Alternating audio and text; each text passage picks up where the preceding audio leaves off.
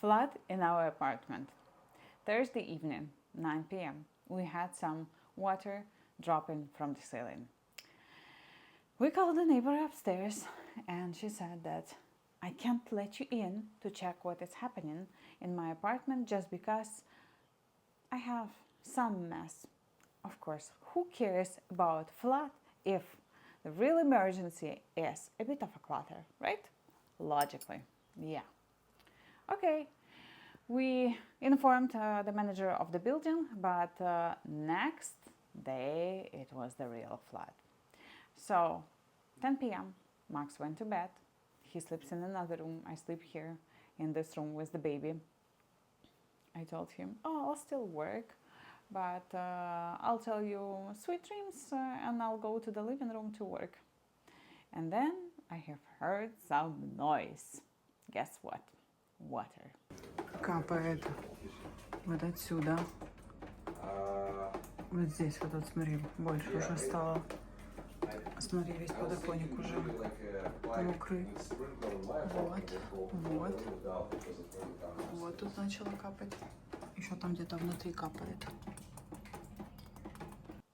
So we ran to the kitchen. We wanted to figure out where the water is dropping. It was dropping from the ceiling. Then next to the window, 2 minutes later or 1 minute later, the water came out from everywhere, like in a movie. I swear. We were shocked. We started to make calls.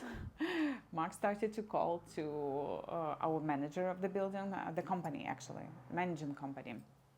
And they said, we cannot do anything. The neighbor from upstairs have to let you in and we have to see what is happening. I was so pissed. I grabbed the phone and I said, don't you understand? This is a freaking emergency. We have water everywhere, on the floor, on the ceiling, on the window. This is the situation. Okay, go ahead. Давай. So you could see that there are lots of water here.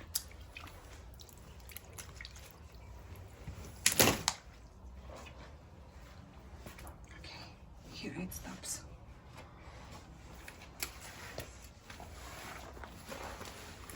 It's dropping on our furniture, on the microwave.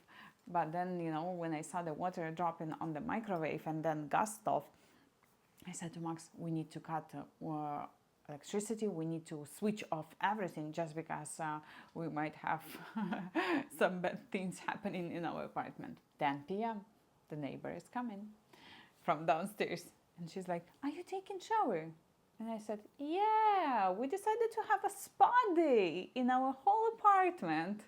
And I was wearing some pants, some t-shirt, and I had blankets and towels, and I was trying to stop the water. I felt like a Moses who was trying to part the water in our apartment. So I didn't want the water to go to the living room, and I wanted it to stop in the kitchen, but it was nearly impossible because water was going through the ceiling and it started to drop down and to garage. The water is dripping over here. Everything is in water. Everything. Water, water. You see? Maybe it's not so visible. It's everywhere. This is the one which I already picked from the floor using my towel. Everything here, everywhere.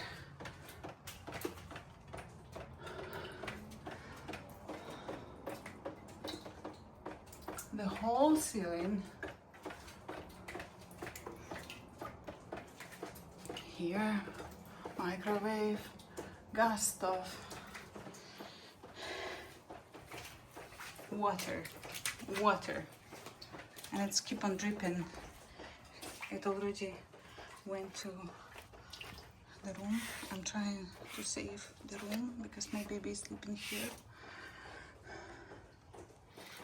Okay, living room. Let's see what is in the living room. Okay, here it stopped.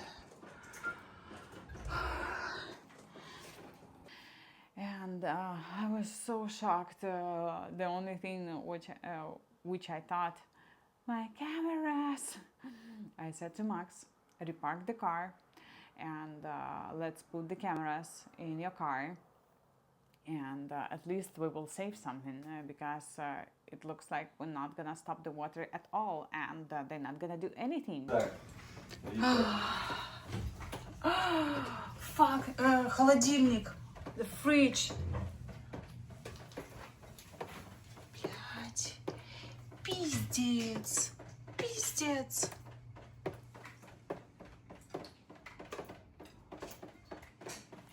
Water, which we have here. So you would understand our professional work.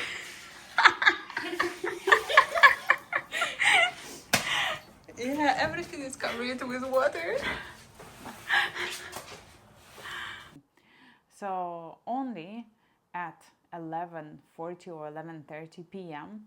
emergency service came and they shut the water supply in the whole part of the building where there is a kitchen, where everybody has a kitchen. Also, there is some switchers which can switch only some parts of the building's water supply. I'm sorry for making such a mess, but it's just like, still, you see how we are living. We cannot use this room. Now we sleep in the living room. We already started to pack our stuff because we have to relocate. We need to find another apartment to stay temporary. I cannot imagine how to do it. And plus, Evelyn is sick and she has high fever. She has something like 104 Fahrenheit, I believe, but in Celsius 39.2, which is extremely high. I don't know if I'm saying that correct. In Fahrenheit, maybe 103. But it's pretty shocking for us, devastating, because you had your whole life, but now you have to pack it in some boxes, suitcases.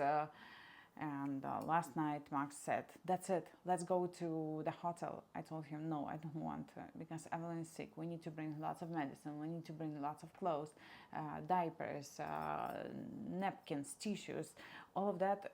I told him, you can go, but me and Evelyn, we're gonna stay in the living room, because the humidity there is still normal, but in this room, kitchen, and the other bedroom, it's a disaster. So yeah, that's the story. Next day, 8 a.m. Water everywhere. We decided to do proper cleaning. I went to my friends and I got construction fans in order to be able to dry some walls.